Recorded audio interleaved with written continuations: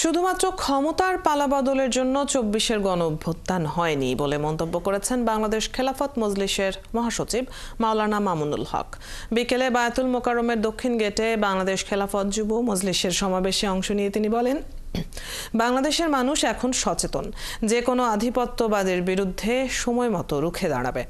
পতিত স্বৈরাচারের দোসররা সচিবালয়ে আগুন দিয়েছে অভিযোগ করে তিনি বলেন, আগুন দিয়ে অনিয়মের ফাইলপত্র পুড়িয়ে ফেলতে পারলেও ফ্যাসিস্টদের সম্পর্কে মানুষের মনে যে ঘৃণার সৃষ্টি হয়েছে তা মুছে ফেলা যাবে না।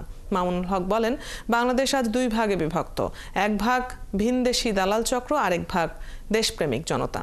এই সময় ইসলামী দলগুলোর মধ্যে টেকসই ঐক্য গড়ে তোলার আহ্বান জানান তিনি।